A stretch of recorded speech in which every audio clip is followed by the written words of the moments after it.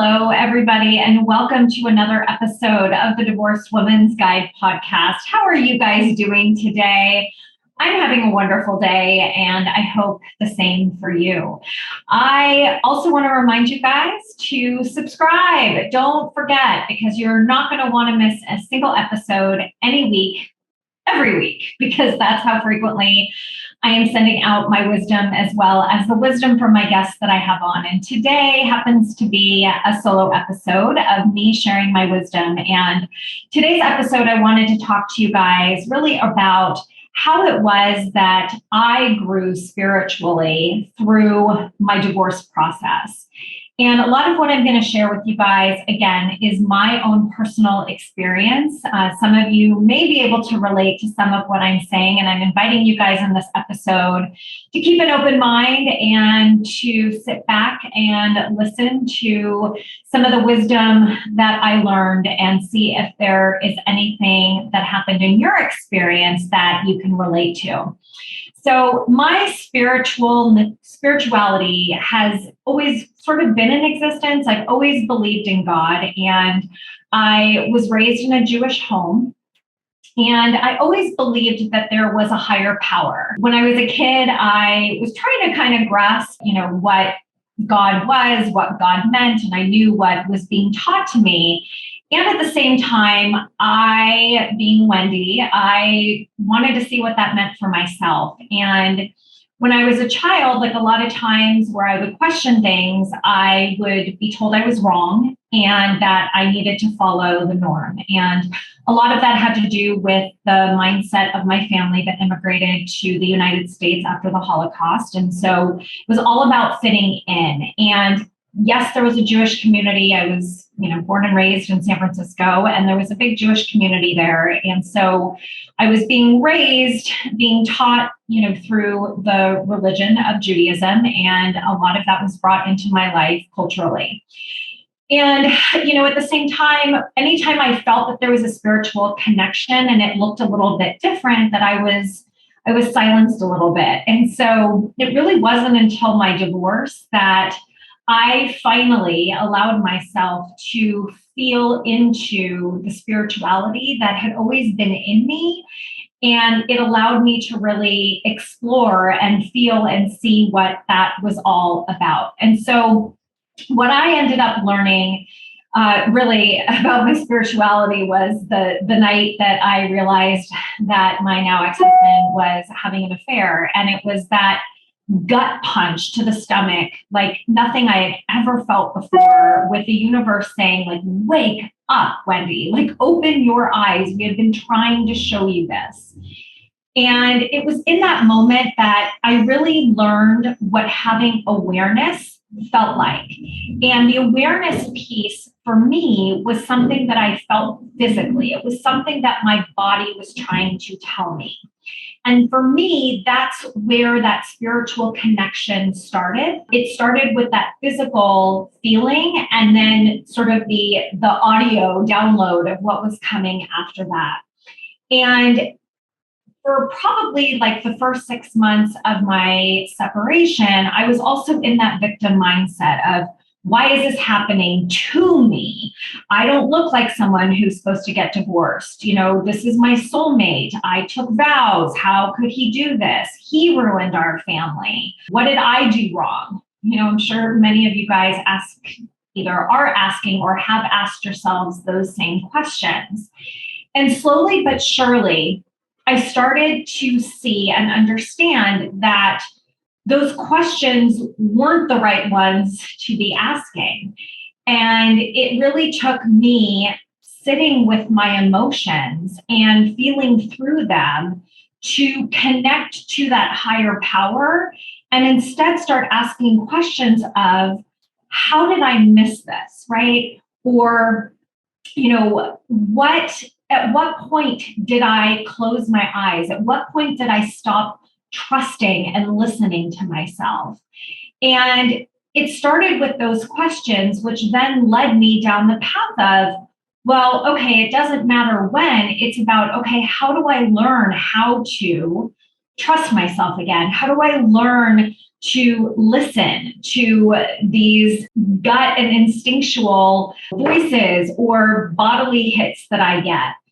And it was really through practice and noticing, right? Mindfulness, paying attention without judgment, acknowledgement, and really allowing myself to explore, like, okay, what is this about? What does this have to do with? And a lot of that is what helped me to get to a place where I saw my divorce as a gift. I saw the silver linings in this experience. And had it not been for my spirituality, I know that I wouldn't have gotten through the process as quickly as I did. Now, quickly, right? It's all relative. I was with my ex for 23 years and we were married for 16. So it's not like, you're going to be cured in a month. It's not like you're going to even be cured in 6 months. It takes time. It took me a good year, like 15 months, to really get myself to a place where I was like, okay, I have this well-oiled machine. I know what to do. I know how to use it. And then getting through that first year first and really fine-tuning what that process looked like for me. And part of what I help my clients with now is tapping into their own spirituality, helping them to learn how to start paying attention, how to listen to what their minds and their bodies are telling them through a higher being, and that being the universe. Sometimes for those of us, even though we may have been raised with or believe in God, raised in, a somewhat religious home, there's still the opportunity for you to learn more, to connect. And, I'll tell you guys, like, I also reached out to my rabbi. I reached out to Reiki healers, theta healers. I was seeking all different sorts of spirituality. And I actually currently work with a spiritual coach because it's an area of my life that I have started to trust. It is something that I allow to guide my path. It's what I use to help guide my clients. And I'm constantly connecting with that side and elevating myself, right? Sometimes we call it elevating your vibration that you operate at and really connecting with your highest self.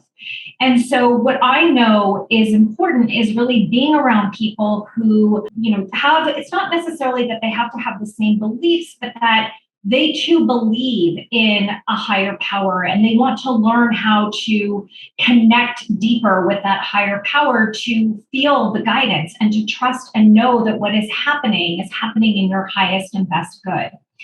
And a big way that I started out, and now that I teach around, is really, well, how do you get connected to what is your North Star? What is your point, your compass that is guiding you? And for me, it's a combination of knowing what your values are and how those values formulate and support beliefs that you get to implement, that you get to honor as you are moving into this next new life. And so, one of the things that I know that I wanted to work on was learning how to communicate in a kind, respectful, and compassionate way. And so that meant to me that, I got to tap into and work on what felt, in integrity with myself. And that helps me to show up as myself in this world, also tied to my spirituality, right? So being in integrity means being myself, being authentically me when I'm out in the world and talking about spirituality and talking about how integral that is in my own practice of healing and what it is that I do to help my clients to heal and recover from divorce. Another area that helped me to really connect to my spirituality, and this might be a hard one for you guys, is learning about forgiveness. And oh my God, it was so hard for me, you guys.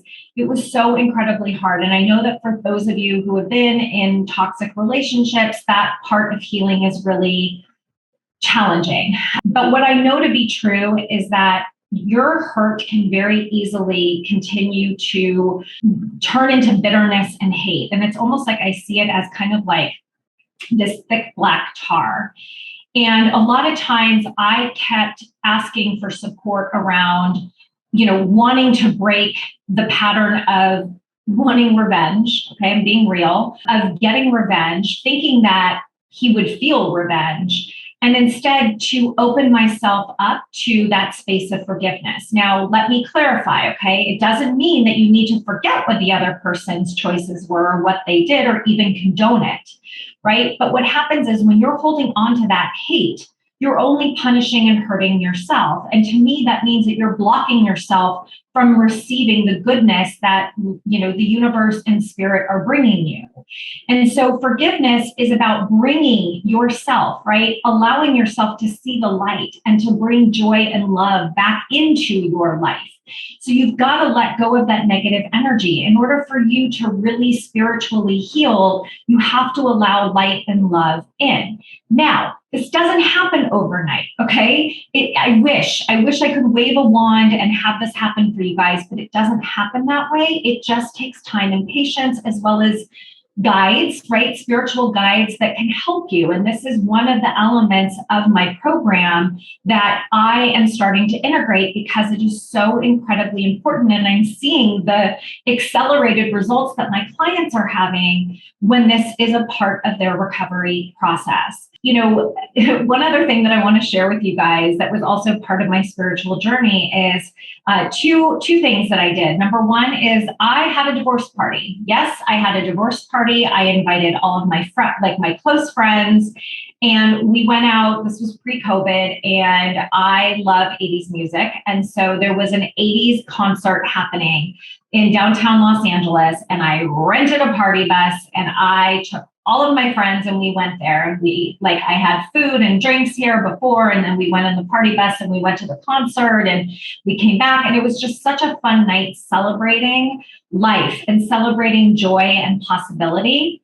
So that was number one. And then number two is that I had a burning of my wedding dress party. Yes, I did. I burned my wedding dress. And the spiritual piece of that for me was really releasing. It was releasing myself from the identity of being his ex-wife and really stepping into my role as mom.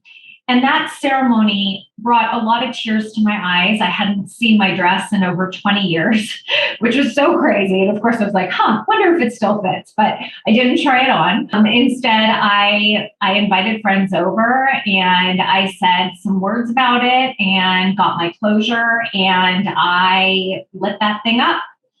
And I watched it. I watched it burn, and I watched my identity and that marriage burn away.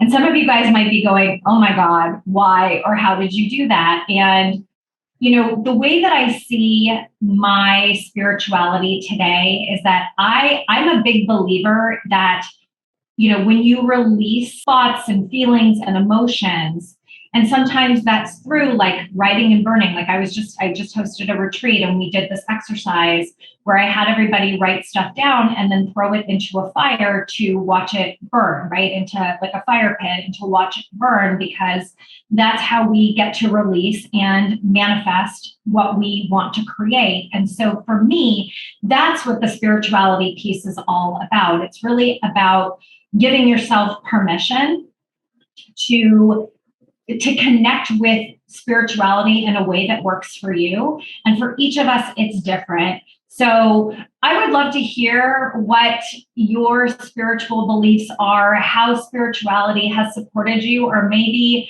you are like, I don't know even how to do this. Reach out, send me an email. I really would love to hear your thoughts on this week's episode, and just in general with regards to how it is that you go about using your spiritual journey as a mechanism for healing. So thank you guys for tuning in. I appreciate you all so very much. I hope to see you guys in next week's episode. Sending you so much love, light, and joy as always. Mwah! Bye, everybody.